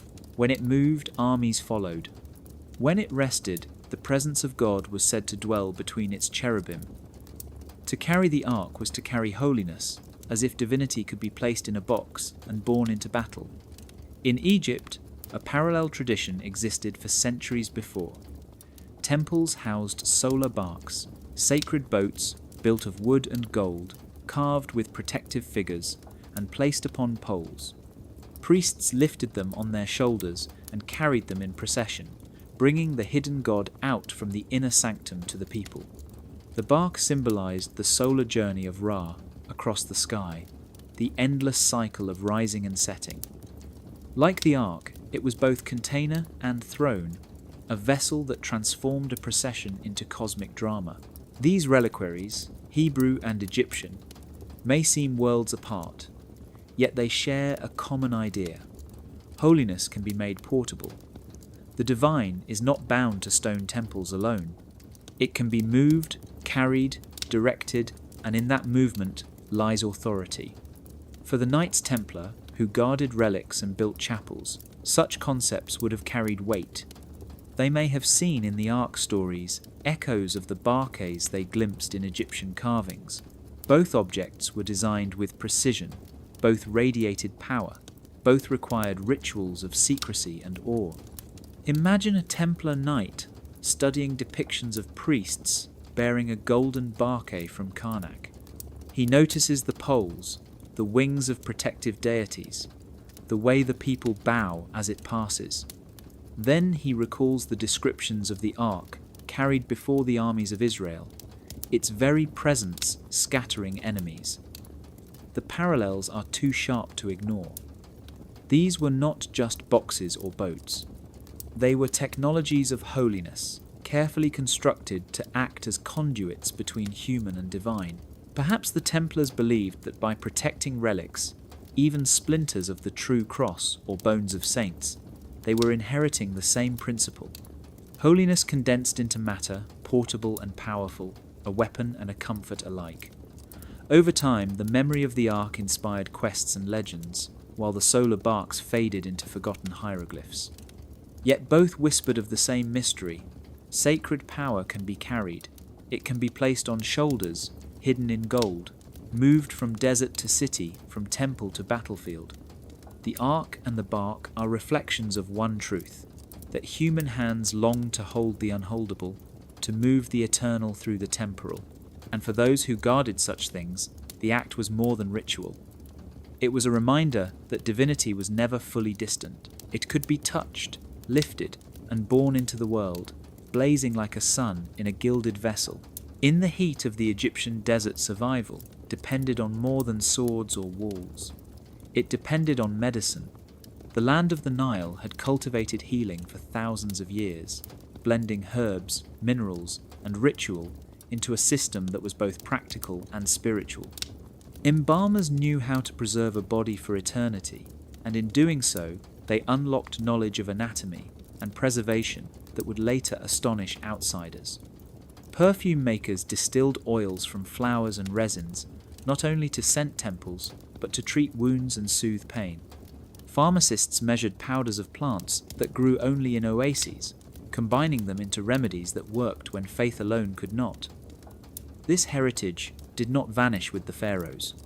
Arabic physicians studied and refined it, translating texts and adding their own discoveries. Hospitals in Cairo were famous for their cleanliness and their libraries, places where medicine was practiced as an art of science and compassion. Travelers who passed through Egypt could not help but encounter this tradition, especially those like the Templars who maintained hospitals of their own. Their order was not only about fighting but also about healing. Alongside fortresses, they built infirmaries where pilgrims and warriors were treated. To heal the body was part of their vow, and for that they needed knowledge. In Egypt and across the Islamic world, they would have found it. Imagine a Templar walking through the spice market of Cairo. He smells frankincense, myrrh, cinnamon, and aloe. He sees jars of powders labelled in Arabic, some for fever, some for bleeding, others for the pain of wounds. He hears from local healers that these recipes come from scrolls older than Rome, preserved by scholars and tested by generations. He recognizes in them echoes of the embalmer's art, the same oils once used to keep a body intact, now applied to preserve the living. When the Templars returned to Europe, their hospitals carried new practices. They washed wounds with wine or vinegar, used poultices of herbs unfamiliar to the local apothecaries, and burned incense to purify the air. Some of their techniques were so effective that later chroniclers wondered how soldiers in such brutal wars survived at all. The answer may have been that the Templars had inherited the desert's medicine. Knowledge filtered through Egypt and Arabic scholarship had entered their halls. Even their spiritual rituals echoed these practices. The anointing of oil on the sick, the use of incense in prayer, the blending of fragrance and faith, all carried the double weight of devotion and pharmacology. The perfume was not only symbolic, it was medicinal. The embalmers of old would have smiled knowingly. Desert medicine was more than survival. It was a philosophy that said the body and soul were not separate but intertwined. To preserve one was to aid the other. And for the Templars, who lived at the edge of battle and prayer, this lesson was priceless. In their hospitals, as in the sands of Egypt, healing was not just craft, it was sacred duty. In ancient Egypt, the bee was more than an insect. It was a royal emblem, a symbol tied directly to kingship itself. Pharaohs carried the title He of the Sedge and the Bee, joining the plant of Upper Egypt with the bee of Lower Egypt to show unity over the land. To wear the bee was to declare divine right, for the bee represented order, fertility, and immortality. Bees created honey, the sweet food of the gods, and their hives mirrored the structure of a kingdom, each member serving a higher purpose. The buzzing of a swarm was heard as music of the divine, a hum that linked earth and heaven. Centuries later in Europe, the bee returned in unexpected ways. The Merovingians, early kings of France, buried golden bees in their tombs, surrounding their dead with hundreds of tiny ornaments shaped in perfect detail. These were not decorations. They were guardians, messengers, silent affirmations that royal blood carried something eternal. The bee was a cipher, a hidden code declaring sacred lineage. The Templars, who often stood close to the French throne, would have seen this symbol and known its weight. Their own order carried whispers of secret bloodlines and divine favour. To them, the bee was not only a sign of labour and community, but a reminder that power itself could be inherited in silence, carried through symbols rather than proclamations. When Napoleon crowned himself emperor in the 19th century, he chose the bee over the fleur-de-lis of the Bourbon dynasty. He had golden bees sewn into his robes and stitched across his banners, declaring by symbol what words could not. He was reaching back beyond the Carolingians, beyond the medieval kings, to the ancient Merovingians and further still to Egypt. The bee linked him to pharaohs as much as to French ancestors. Imagine a Templar knight walking into a chapel where a fresco shows Mary with a tiny bee hovering at her feet. Most would overlook it, but he recognizes the code. He has read of Egyptian hives carved into temple walls, seen Merovingian tombs marked by swarms of gold, heard of emperors claiming the insect as their royal badge. To him it is not chance, it is continuity. The bee is both humble and sacred, hidden in plain sight, yet buzzing with secret meaning. Across time, it becomes a cipher of authority, a way of saying that true power does not shout. It hums quietly, steadily, persistently. The Egyptians knew it, the Merovingians knew it, Napoleon knew it. And perhaps the Templars too carried the symbol in ways no one else could see. The bee endures because it speaks in two voices at once. To the common eye, it is industry and community. To the initiate, it is immortality and divine right. It is a symbol that survives conquest, suppression, and time itself, hovering just at the edge of vision, waiting for someone who knows the code to listen to its ancient song. Symbols travel more easily than armies. They cross borders without resistance, carried on carvings, coins, and whispered stories. In Egypt, the ankh was the key of life, a looped cross held by gods in temple reliefs, pressed into the hands of pharaohs as a gift of immortality. Centuries later in Europe, the cross became the central sign of Christianity. But look closely, and the echo is there. The shape of the ankh, with its circle and vertical bar, lives on in certain crosses carried by bishops. A quiet survival, hidden in plain sight. The Tau cross too made its journey. In Egypt, the T-shaped symbol was tied to eternal life and protection. Priests carried it as a sacred mark. When Christianity spread, the Tau reappeared in monastic orders and papal regalia, worn on robes and carved into wood. To most, it was simply another form of the cross, but to those who knew older traditions, it carried layers of meaning stretching back to the Nile. Then there is the winged sun disk, a radiant circle flanked by outstretched wings, once carved above Egyptian temple doors as a sign of divine protection. In medieval Europe, the image mutated, appearing in heraldry as crowned eagles or radiant orbs, symbols of victory and divine sanction. Cathedrals displayed angels with wings spread around a central sun, echoing the same message carved in sandstone thousands of years before. The migration of these symbols was rarely announced. It happened quietly, almost invisibly, through the work of scribes, builders, and priests, who blended traditions into forms acceptable to their own age. By the time the Templars emerged, Europe was already filled with such syncretism. Their own banners bore crosses that scholars traced to older signs of balance and eternity. Their chapels carried patterns of circles and stars that looked suspiciously like echoes of Egyptian cosmology. Imagine a knight studying a bishop's crozier, the hooked staff carried as a sign of authority. To the crowd, it is a shepherd's staff, guiding the flock.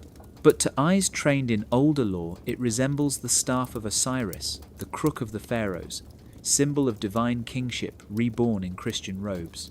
The knight does not speak of it aloud, but he sees the thread. He sees how symbols move not by accident, but by design. They shift shape, but keep meaning, surviving conquest and conversion by wearing new clothes. In this way, Egypt never truly died. Its signs live on in crosses, in staffs, in crests, and in the very architecture of churches. When symbols move, they do not lose their power. They grow, layering one meaning upon another until a single image carries centuries of memory.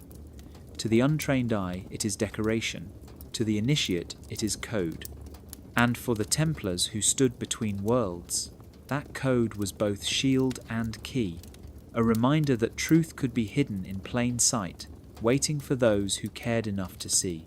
In the medieval world, books were dangerous things. A codex could shift power more effectively than a sword, and for that reason knowledge often moved in shadows. In Cairo, in Alexandria, even in the quiet cells of desert monasteries, scribes copied texts not only for devotion but for survival. A gospel that strayed from official teaching, a map that hinted at forgotten tombs, or a treatise on alchemy could not always be sold openly. Instead, they were exchanged discreetly, one treasure for another. A knight in white mantle might promise safe conduct for a scribe's family in return for a single book. A merchant might hand over a pouch of gold for a map copied in secret, its lines leading to an ancient ruin. These were not simple trades. They were bargains, contracts sealed with risk as much as ink. To give away forbidden knowledge was to endanger one's life, yet the promise of protection or payment was often too great to resist. Imagine a dim back room in Alexandria where the smell of ink lingers. A scribe rolls a manuscript in cloth and hands it to a hooded figure. The knight unwraps it just enough to see the strange symbols on the first page, stars and numbers arranged in patterns he does not yet understand. He nods once and passes over a token stamped with the Templar seal. The scribe will use it to pass safely through the next checkpoint, his life purchased with words. Stories of these exchanges drifted across Europe like smoke. Some said the Templars carried gospels never approved by Rome. Others whispered they owned maps that pointed not only to holy sites, but to hidden chambers beneath the sands of Giza. Even their enemies accused them of holding secret texts, and perhaps those accusations were not entirely wrong. To the Templars, knowledge was contraband worth smuggling. It could be hidden in saddlebags, stitched into cloaks, or memorized in chants disguised as prayers. To the scribes who provided it, the bargain was simple. Survival in exchange for silence, broken. The power of such trades was not in gold, but in the ideas carried across borders. One manuscript could plant seeds in Europe that blossomed centuries later into science, architecture, or esoteric tradition. One map could guide explorers to ruins that reshaped history. These bargains were not recorded in chronicles, yet their impact lingers in the shadows of what came next. Knowledge moved hand to hand, page to page, sealed not by kings or councils but by whispered promises in dimly lit rooms. The scribe's bargain was always risky, but without it, much of what the Templars learned and later carried west might never have survived.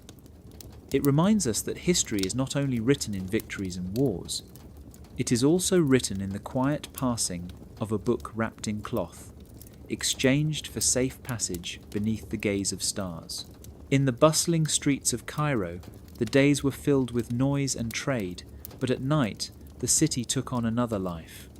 Lanterns flickered in narrow alleys, coffee houses hummed with voices, and deals were struck in whispers rather than proclamations.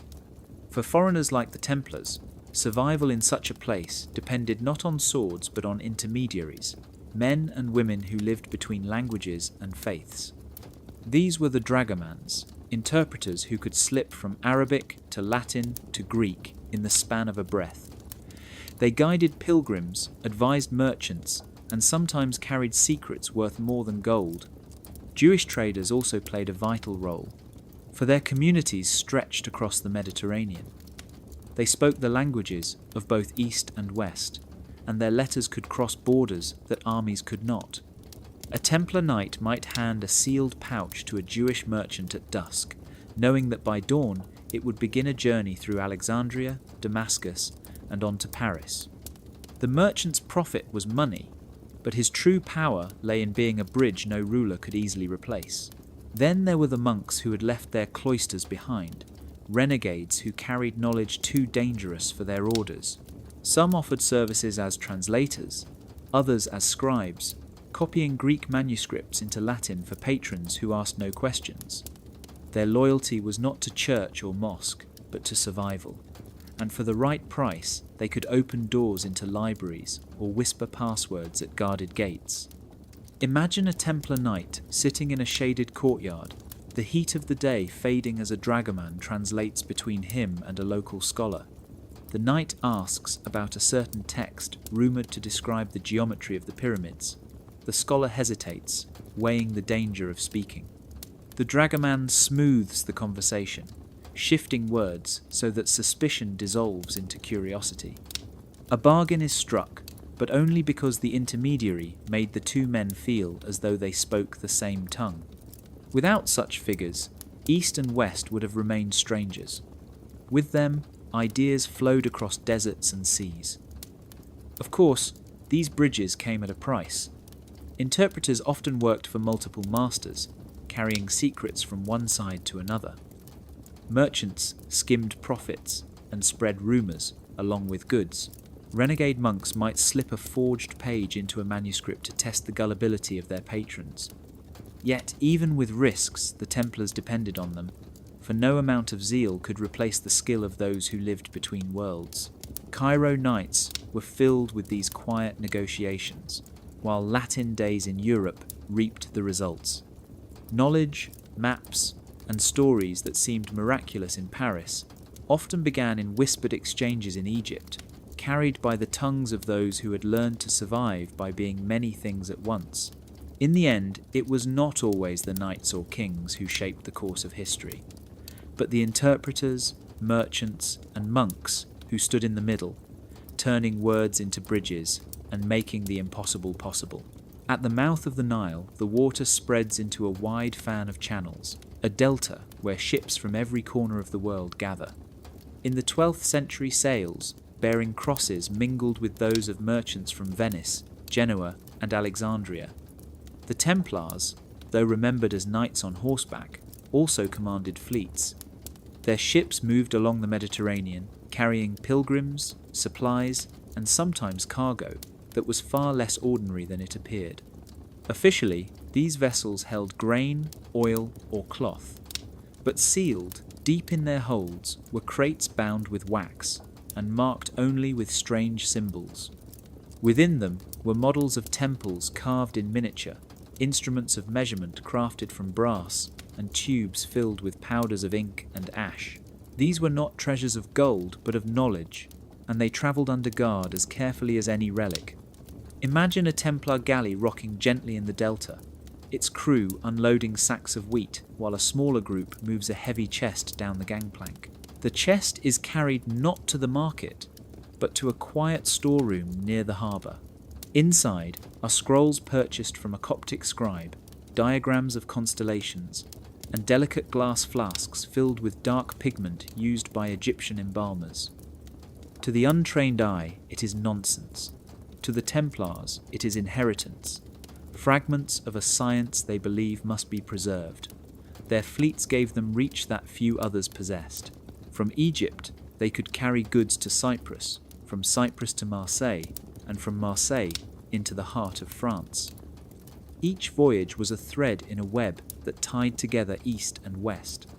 Alongside spices and fabrics came ideas disguised as cargo, a crate of papyrus rolled beneath rugs, a sextant hidden under wine casks, a chest of strange ash explained as incense. These things passed through customs unnoticed, because the Templar seal commanded trust and fear. The ships themselves became floating libraries. Knights stationed aboard learned not only to fight, but to navigate, reading stars as if they were maps written by God. They stored instruments that echoed Egyptian precision, compasses that drew perfect circles, squares that aligned stone to sky. By the time they reached European shores, these tools were more valuable than silver. In cathedrals rising across France, the knowledge carried by those ships seemed to reappear in stone tracery and measured arches. Few asked how such geometry had returned. Fewer still guessed it came from crates once sealed in the delta. The Nile was more than a river, it was a vein connecting civilizations, and the Templar Fleets were its bloodstream, carrying more than supplies. They ferried secrets, wrapped in cloth, and sealed with wax, knowledge gathered in silence, destined for lands where its origins would never be spoken. Ships in the delta sailed with the wind, but they also sailed with whispers, carrying the weight of mysteries that could not be left behind. In the workshops of medieval Europe, stonecutters gathered in lodges, their tools hanging on walls, their secrets spoken only among brothers. To outsiders, they were craftsmen, builders of churches and bridges, but inside their lodges, geometry and proportion were treated as sacred knowledge. This idea had roots deeper than most realized. In Egypt and the Mediterranean, the sciences of building were never just practical. They were spiritual, blending astronomy, mathematics, and ritual into one art. When the Templars returned from the East, they did not come back empty-handed.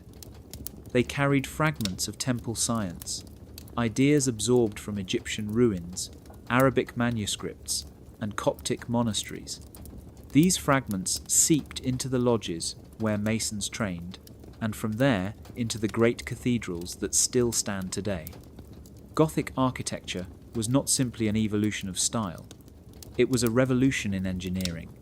Pointed arches distributed weight differently, ribbed vaults allowed higher ceilings, flying buttresses carried stress outward, and rose windows filled walls with coloured light.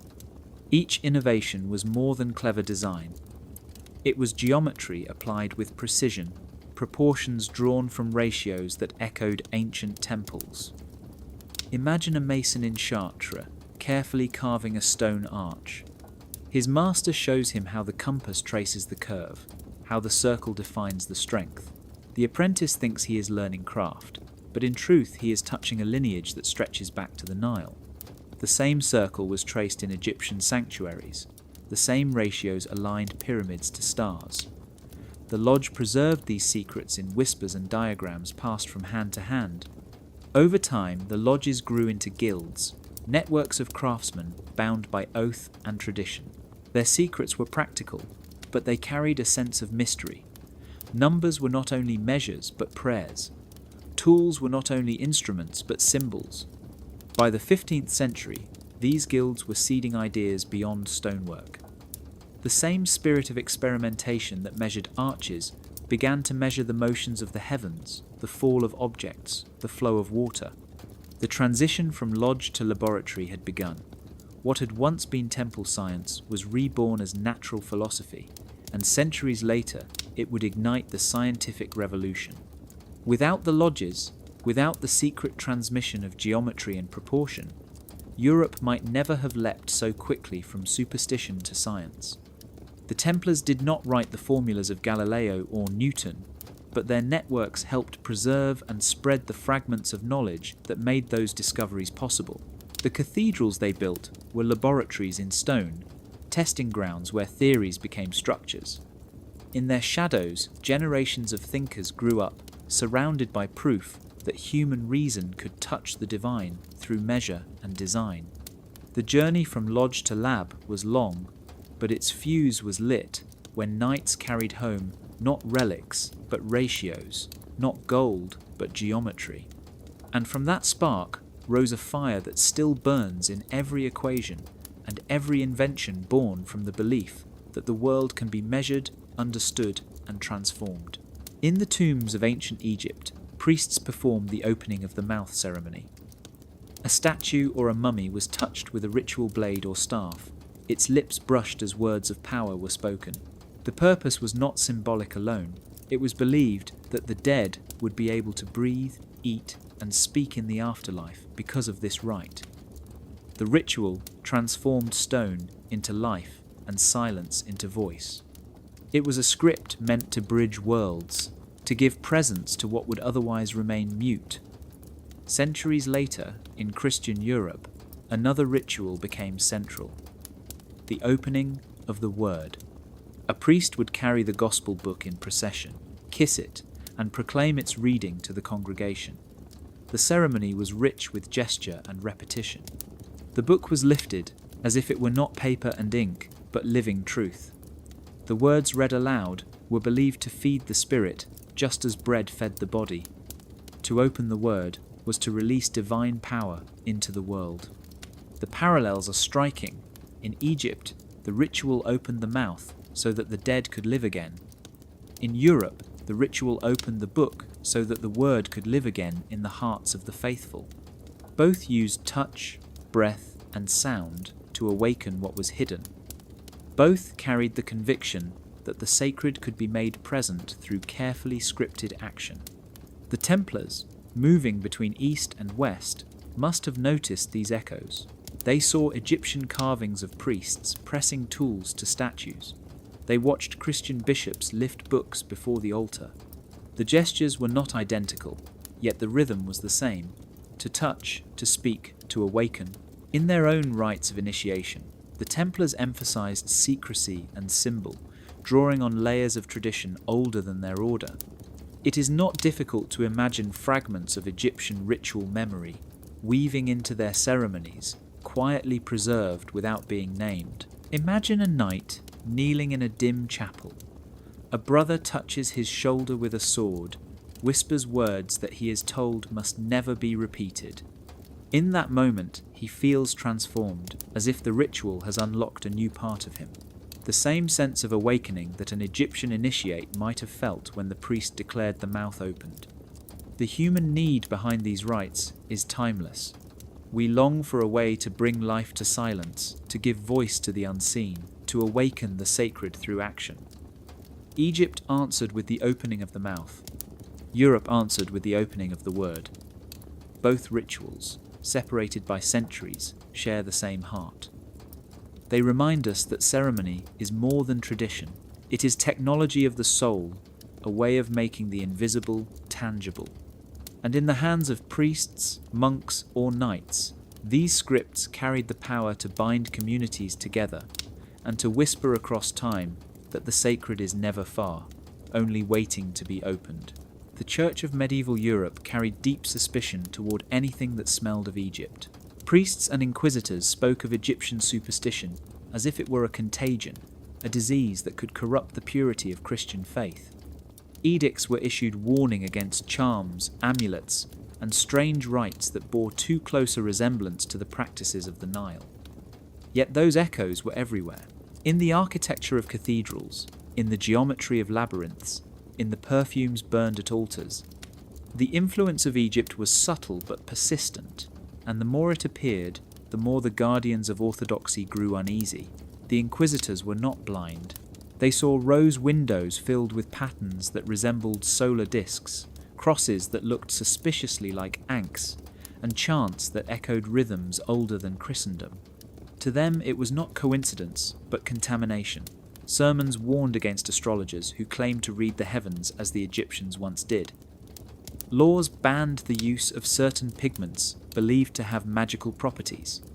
Entire texts were condemned as heretical, not because they denied scripture, but because they carried the fragrance of Egypt's wisdom. Imagine a dusty chamber where an inquisitor examines a manuscript seized from a scholar's desk. The pages contain drawings of pyramids, measurements of stars, and notes on the golden ratio.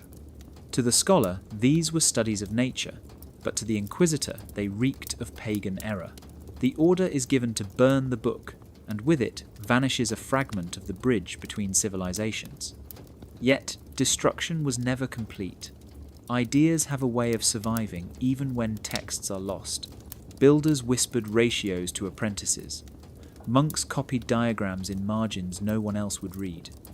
Merchants carried talismans, said to protect them on long journeys, talismans that traced their shapes back to Egyptian amulets. The Church's attempt at erasure only pushed the knowledge deeper underground, where it became part of the secret traditions of guilds, fraternities, and orders like the Templars. Some inquisitors suspected this. They accused groups of heresy not only for defying doctrine, but for harbouring symbols too close to Egyptian law. Trials often included charges of idol worship, of bowing before strange heads or images. Whether true or invented, the accusations reveal fear that Nile wisdom had infiltrated Christian Europe. In truth, it had, but not as rebellion. It had woven itself quietly into the culture, disguised as decoration, ritual, and art. The edicts of the Church were loud, but the whispers of Egypt were patient. Each attempt at erasure only confirmed that something was there to be feared, something strong enough to outlast decrees. In the end, the inquisitors burned books and silenced voices, but they could not silence memory carved in stone or ratios embedded in cathedrals. Egypt remained a shadow behind Europe's faith, sometimes condemned, sometimes hidden, but never erased. It waited, a ghost in geometry and symbol, reminding all who looked closely that truth cannot be fully destroyed. It only hides until the world is ready to hear it again. On a cold October morning, in the year 1307, the bells of Paris rang not for worship, but for betrayal. Across France, the king's men moved at once, bursting into Templar commanderies, seizing knights, and sealing vaults. It was Friday the 13th, a day that would echo in superstition for centuries. What the soldiers found was not only men in white mantles, but inventories, lists of possessions drawn up in haste as property was confiscated.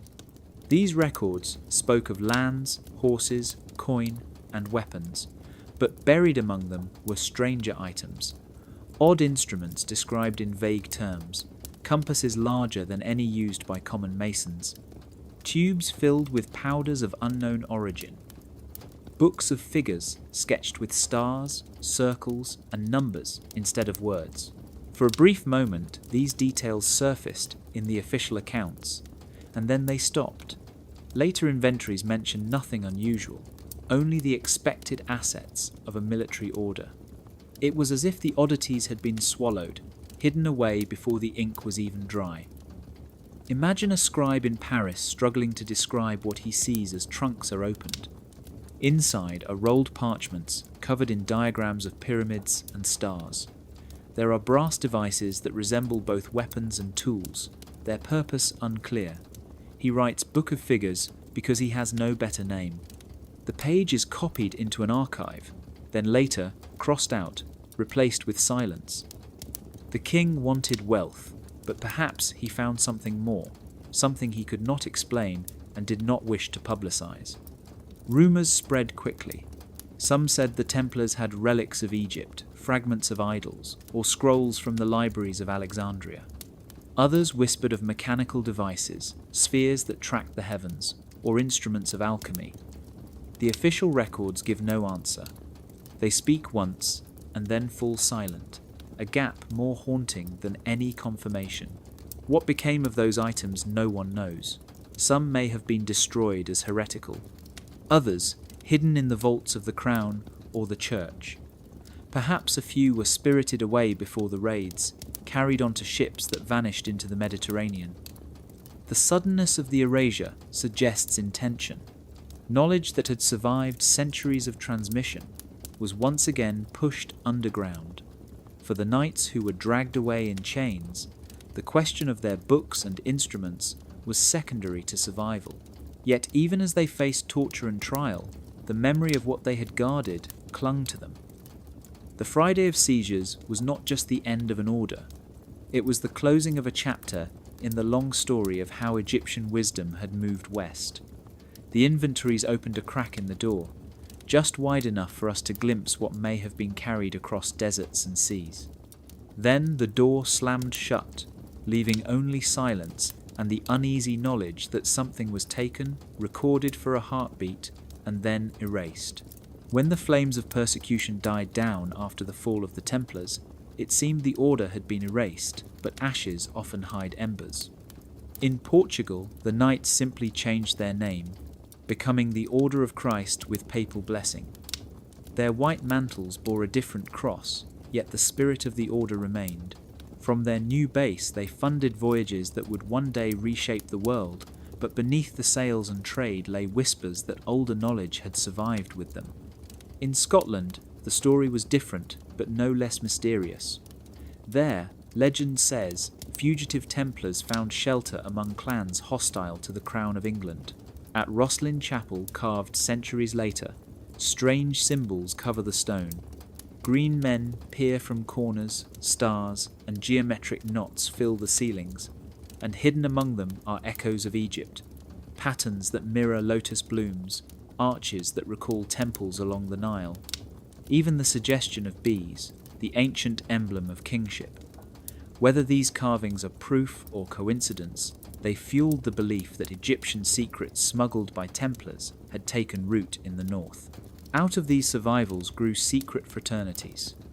By the 17th century, Masonic lodges were rising, claiming descent from builders' guilds, but carrying rituals that seemed older still.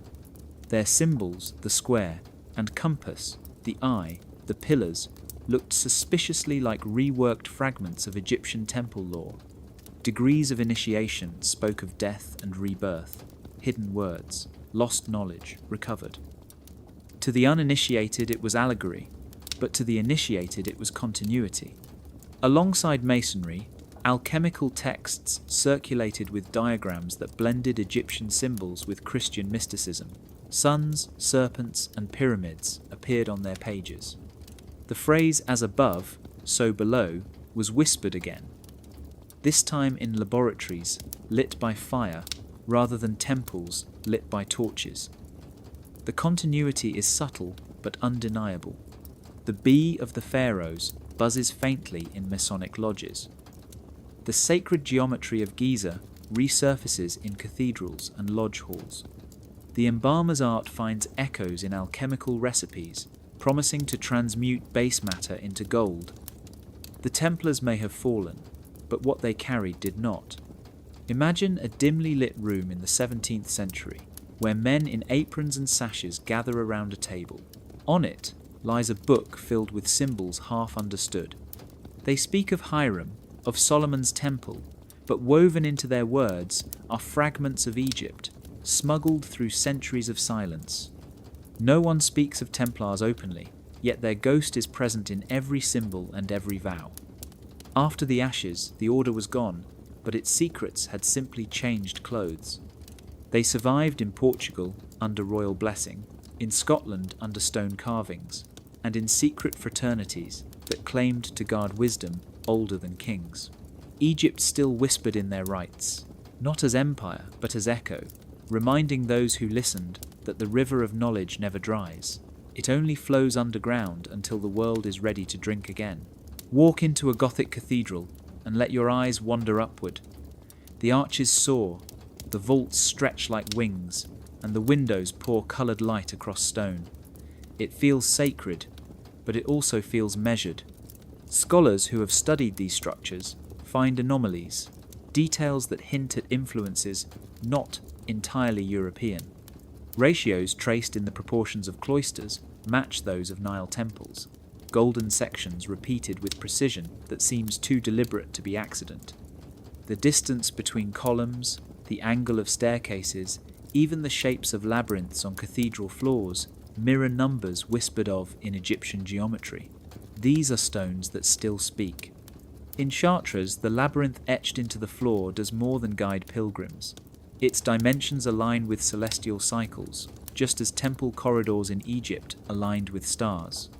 In certain cloisters, the width and height follow the ratio of the sacred cubit, an ancient Egyptian unit of measure carried somehow into medieval Europe. It is as if builders had access to a memory older than the land they worked on. Stained glass too carries echoes. Some windows do not only tell biblical stories but map constellations. Stars, found in the desert sky above Giza, seem to reappear in coloured glass in France. Patterns of Orion, Sirius, and the Pleiades glimmer when the sun strikes them, as though the builders wanted worshippers to stand inside a map of heaven. Imagine a mason lifting his compass and setting it to stone. He does not speak of Egypt, yet the circle he traces repeats proportions learned long before. His apprentice asks why the distance matters so much, and the master replies only that harmony requires it. Harmony with what? The answer is hidden, but the stone carries it anyway. These anomalies are not random, they are whispers, material hints that refuse to die. The church may have condemned Egyptian superstition, but the cathedrals themselves preserve it in silence. Pilgrims walked through these buildings without realizing they were moving through geometry shaped by Nile knowledge. Priests prayed under stained glass that carried desert stars. Kings knelt in chapels where proportions mirrored pyramids. The builders left no open declaration, yet the evidence is carved, measured, and coloured into the very fabric of stone. Some historians dismiss these parallels as coincidence, the natural result of mathematics rediscovered. But coincidence grows less convincing when the same numbers, the same alignments, and the same symbols appear again and again across continents and centuries. The stones speak too clearly to be ignored. They tell us that knowledge moves even when names are erased, that wisdom finds ways to survive edicts and erasures. The voice of Egypt still echoes in the walls of Europe, humming quietly beneath hymns and prayers. And, for those who pause to listen, the message is simple. Nothing truly sacred dies. It endures in ratios, in light, in stone, waiting for eyes willing to see and ears willing to hear what has been whispered all along. When people imagine the Templars carrying treasures out of Egypt, they often picture a single relic, a golden idol, or a chest of jewels. But the truth, if there is one, may have been far less dramatic and far more powerful. What they carried was not an object, but a toolkit. Pieces of knowledge, fragments of traditions, woven together into something that could reshape Europe without ever being displayed on an altar. At the heart of this toolkit was geometry. The Templars learned how numbers could shape space, how ratios could turn stone into harmony. This was not only architecture, but theology. To trace a circle was to echo the heavens. To align a wall with a star was to turn a building into a prayer. Cathedrals built in the centuries after their rise bear this signature, their walls whispering of measures first traced on the banks of the Nile. Alongside geometry came initiation. Egyptian priesthoods taught that truth could not be handed to everyone. It had to be revealed step by step, through ritual, through trial, through symbolic death and rebirth. The Templars too wove secrecy into their order. To become one of them was not only to take vows, but to pass through ceremonies that mirrored echoes of older mystery schools. These initiations bound brothers together and turned knowledge into something more than fact. It became experience, a mark carried within. Medicine was another piece of the toolkit. From embalming to perfumes to herbal cures, Egyptian and Arabic traditions passed through Templar hospitals. They learned the uses of resins, the value of distillation, the calming effects of certain scents. For pilgrims and soldiers, this knowledge meant survival, but beneath it lay something more, the idea that the body and soul were not separate, that healing was sacred work. Then there were the ciphers. Egyptian writing had long been seen as a script of mysteries, each sign holding layers of meaning. The Templars carried forward this sense of writing as code. They developed symbols, patterns, and signs that communicated privately, a habit that would later blossom in Masonic lodges and alchemical texts. Their use of secrecy was not paranoia alone. It was inheritance, a belief that wisdom survives best when hidden. Finally, there was the theology of light. Egypt taught that light was divine, that the sun itself was a god, that rays could sanctify stone. In the cathedrals of Europe, this became rose windows blazing with colour, shafts of sunlight calculated to fall on altars at specific hours, a conviction that God was not only in scripture, but in illumination itself.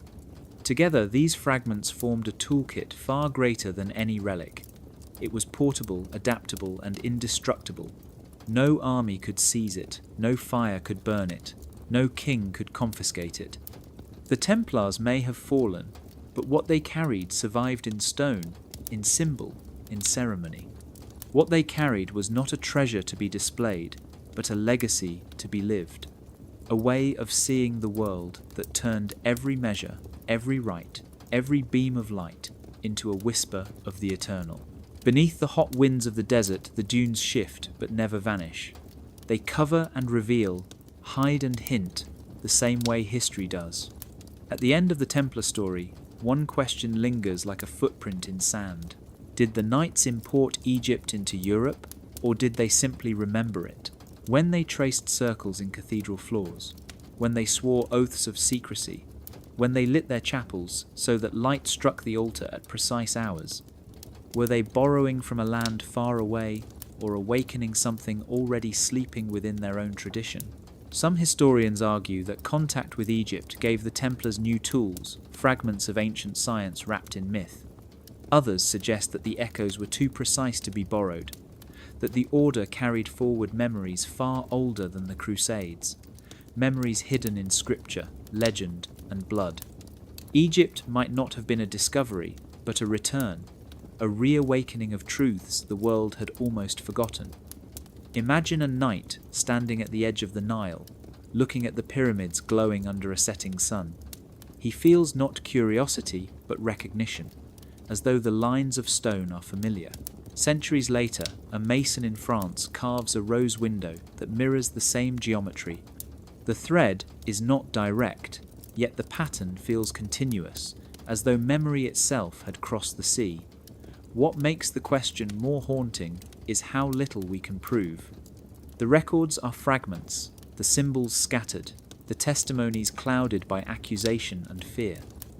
We know the Templars carried books, instruments, and maps, but we do not know exactly what they meant. We see Egyptian echoes in Europe, but we cannot say whether they were planted by design or grown from older seeds. Perhaps both answers are true. Perhaps the Templars were both importers and rememberers, collecting what they found and recognizing what they already carried within. The line in the dunes is faint, easily erased by the wind, yet it points somewhere. It points toward the possibility that history is less a straight road and more a circle, where truths vanish only to return in new forms. Did the Templars smuggle Egypt into the West, or did they awaken the Egypt already hidden in the bones of Europe? We may never know, but the question itself is a kind of map. A map that leads not to treasure, but to wonder. To follow it is to keep looking at cathedrals and pyramids, manuscripts and mosaics, symbols etched in stone and whispered in ritual. To follow it is to accept that some stories are not meant to close, only to widen. The dunes shift, the line fades, but if you look closely, you can still see it, stretching into the horizon, asking not for an answer, but for the next step.